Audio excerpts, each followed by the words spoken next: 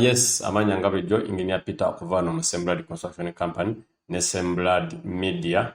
Balamusizaako banyawo ne bassebo bakatweyungako ku mukutu gwaffe guno ng'omanyi oli mupya tukwaniriza nammwe abakadde abakyekuumiddeko tubaagala nnyo. Yes, olunaku olwaleero ngenda kuba nga mbawa ku updates ku bbeeyi ya seminti. Nateekako post emabegako awo nga mbuuza ku bintu bye mwagala okumanya ku ebbeeyi. So seminti nga kiraga abantu bayimba mwetaaga okumanya ebbeeyi eyimiridde etya kuba yeekyukakyuka.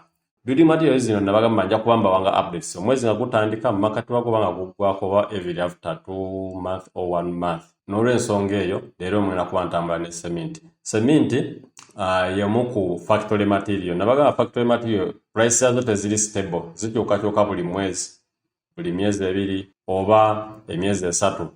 Ng'olaba seminti, mabaati, mitayimbwa, misumaali. So ebyo ebintu bya factory byonna tebiringa bino ng'olaba omusenyu, nga olaba emiti, ng'olaba embaawo, ate nabyo era nga bikyukamu olw'ensonga nti obitransportinga bakozesa mafuta. Kati seminti, ebbeeyi ya seminti on average ekiriddemukko wansi, azzeeyokko wansi. Ekyo ky'oba olina okumanya nti seminti emabega abadde emitwalo 3,600, 3,700. Kati wenjogerera essaawa zino wemba mbawadde ku price okusinziira mu bitundu ebyenjawulo ky'oba olina okumanya. Seminti gwe tusinga okukozesa ano era gwe mumanyi obulungi ye Toro seminti. Toro seminti jjukira alimu ebika nga 3, naye ffe tusinga kukozesa kino ekisooka. Oyo alimu akakuba aka red, oyo gwe tuyita CM4. Kati mwezimba temubimanyi ebyo naye gwe manya ono asookebwako gwe tukozesa owa bulijjo. Oyo ali mu mitwalo 3,1300, 3,400. Abamusedde nnyo oyinza omusaba akozesa kitundu. Kati ono CM2 gwe osanga mu mitwalo 3,1500 oba 5,500. Kuba ye w'ebbeeyi n'oyo omulala addako, naye kati nze mbawadde ono asooka gwetaaga okumanya ali mu mitwalo 3,1300, 3,3500, 4,500 gye bamusedde nnyo naye nga gwe manya asseeko.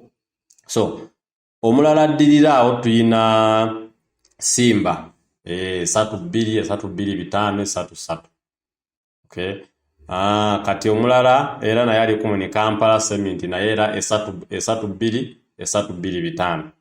So ye ebbeeyi ya seminti nga waayimiridde. Seminti oyo yalinnyako n'atuuka mu mitwalo 4, mwamuwulira 4 ng'ensawo gigula 4, naye kati yaddayo wansi oba yazzeeyo wansi. Okompeyalinga omwezi oguwedde ne guno olaba nga akiridde. Ki ebirala awo ebiri common nnyo bye nandyagadde okwogera.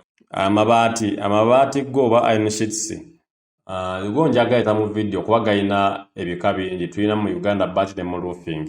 Okwogerako k'ekitono agali common mu roofing, Super Eco geji 3 na 28 ne Super Tile. Ago go mungamanyi gali common. So Super Eco mu geji 3 emitwalo 4,700 ku mitwalo 5. Geji 28 n'ebeera mu mitwalo 6,800 ku mitwalo 7. Ate Super Tile smooth n'abeera mu mitwalo 7.5 ku 7,600 ku 7.4. Rough n'abeera mu 8,384. Amabaati gato naye ngenda kweta video nga eri specific ku mabaati wago galina ebika bingi. Tulina ne brands ez'enjawulo. Kati nja kwogera ku roofing ne mu Uganda bat. Tulabe otandikira ddala ku Meru naye gwe abadde abuza seminti ye ebbeeyi. Lastly, ebintu bino bikyuka buli mwezi naddala zino factory material.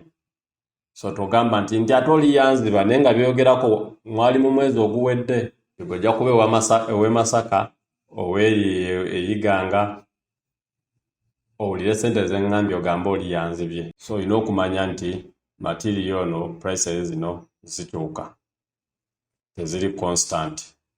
mugaso gwaffe gwakuba nti tuku-update omuntu ataleme kisusa nnyo agambye ensawo ya mitwalo 4 ng'eyo twavaayo dda obe nga naawe olina kyokola ki kyotegeera otherwise ngenda kuba mbakumya Engineer Peter okuva no ku Semblad Construction your number 1 construction company so services zaffe zeezo buli kintu kyonna ekikwatagana n'okuzimba Semblad Construction tuba tukikwasaganya tuyina abantu abali professional mu mirimu gino egy'okuzimba so kusiba tiles masannyalaze kukola roofing ebyo byonna kufunira plan y'ennyumba oba kukubira plan y'ennyumba kubalira material w'ekizimbe kyo ky'ogenda otandika that is BOQ tuzikola zonna nga tutandise ne kyetuyita site inspection kolagana ne Semblad Construction tojja kwejusa ne project yo mbagala nnyo see you next time bye bye